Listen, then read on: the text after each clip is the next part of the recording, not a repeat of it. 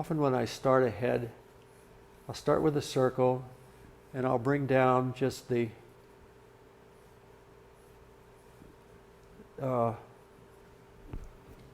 just to sort of get a feel for that, and then a line there, maybe a line sort of showing where the stretched part of the neck might be, like so.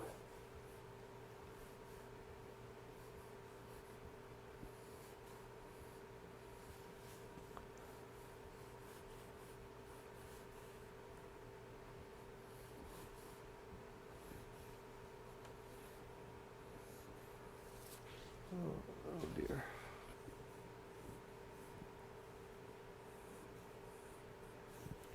In animation, you hear people talk a lot about straight against curve. This particular model gave us a lot of examples of how that might be something to follow, but again, getting back to the poetry of the whole thing in terms of the forms that she creates.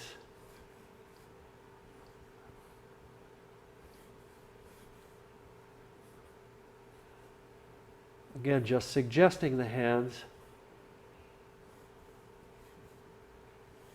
so that they don't look awkward. A lot of times you can get a drawing where the hands or the feet kind of break that sense of the rhythm. And so you want to be careful of that. But here you see how all of this comes down this way.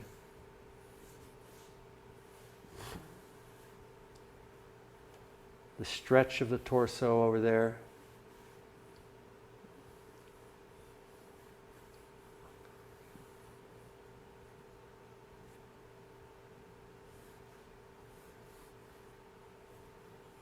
Extreme way that she sort of created that sense of her holding her weight here.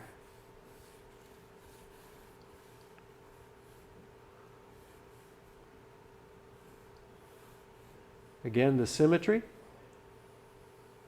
finding the center line, the keel, so to speak. Belly button is a landmark too, by the way. Even though it's not a part of the skeleton, it's there. And can be. Now, the way in which she's standing, that leg has to be sufficiently underneath her body mass so that it, again, gives that rhythm of balance, very necessary.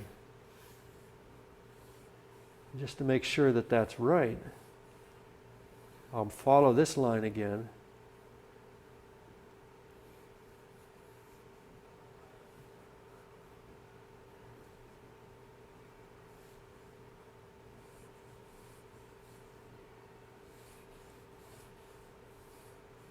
And follow the balancing leg.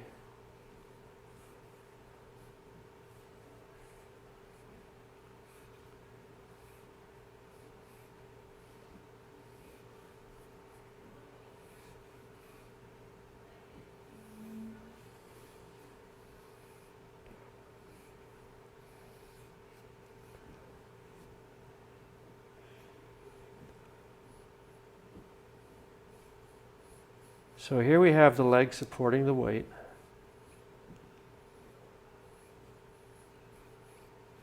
And here, the balancing leg, and in this case, she's sort of up on and balancing on her toes on the other side. Since she's balancing over here, she doesn't have to be standing in a plantigrade, which is to say heel and toe position, as she does here. We are plantigrade animals in that we use our heel and our toes and all of the flat of the foot. You know, the other animals that are like that are probably the other apes and bears also. other animals like deer and horses all stand on their toes, but that's a story for another time. But here you see how she has this balance here, and she's supporting herself here on this, and we have this wonderful way in which she's kind of, where the energy flows up through here, comes through here, comes up through here, and then she shows through all of this element here what she's doing.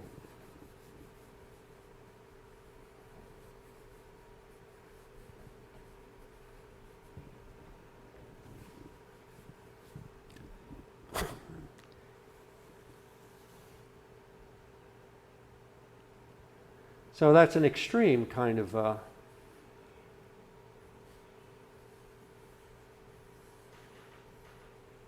showing of the balances and so forth that she's doing.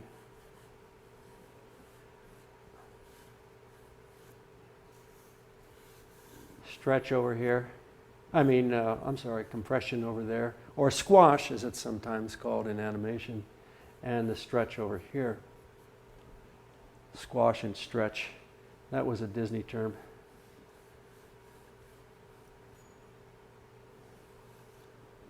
And so on.